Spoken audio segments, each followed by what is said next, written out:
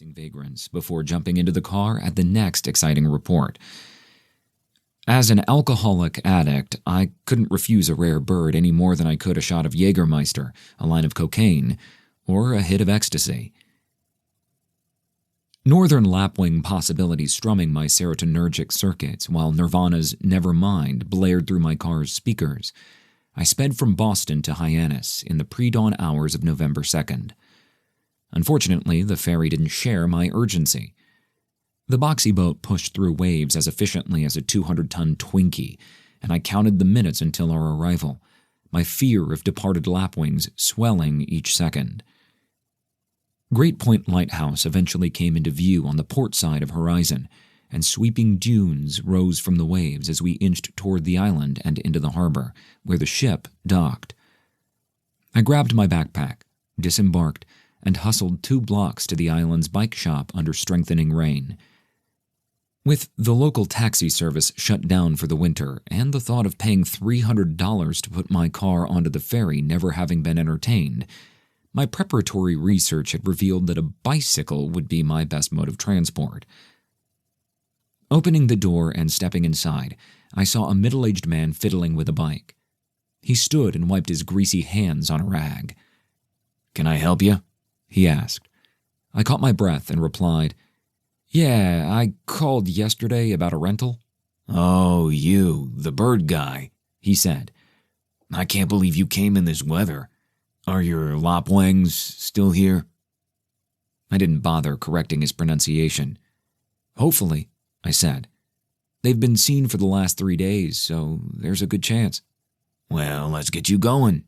Take that one," he said, pointing at a silver-framed hybrid bike. "It rolls great and can handle bumps if you go off-road." I surrendered my credit card, adjusted the seat, and pushed the rental out the door. 33 years old, I hadn't biked since I graduated college in 2001, so I was curious how the remainder of my pursuit would unfold, especially with 25 pounds of gear, binoculars, spotting scope, tripod, camera, and telephoto lens in my backpack. I mounted up and shoved off, raindrops tapping on my helmet as I wobbled along Broad Street. Settled in the late 17th century, Nantucket grew into a major whaling center in the ensuing decades.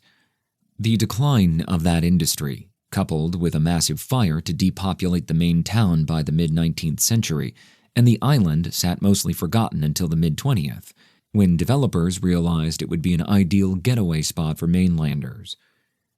Tourism has sustained the summer sanctuary since, and regulations prohibiting tall buildings and chain restaurants now preserve the island's rustic charm. Gaining confidence as I pedaled past cutesy boutiques, independent eateries, and weathered, gray-shingled cottages, I rolled out of town and into rural surroundings. Online reports indicated the lapwings moved around the southwestern side of the island, so I hurried toward Hummock Pond, a marshy area where the pair was seen the previous afternoon. Legs burning and chest heaving after 4 frantic miles, I turned onto a muddy track and sprinted the final 200 yards to a dead end at an elevated overlook. I dismounted, flipped out the kickstand, and shed my backpack. 3 days of anticipation converged as I excavated my binoculars. I took a deep breath to steady my shaking hands and lifted the optics to my eyes. My gaze sweeping along the far shoreline, I seized on 2 blobs at the base of the reeds. My heart thumped, and I scrambled to mount my spotting scope on my tripod for a better view.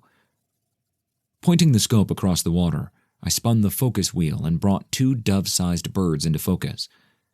Bronzy green above and white below, each sported a dark breast band, a buff face, and a black crest, the last feature punctuating the beautiful bird like a chocolate wafer on the top of an ice cream sundae.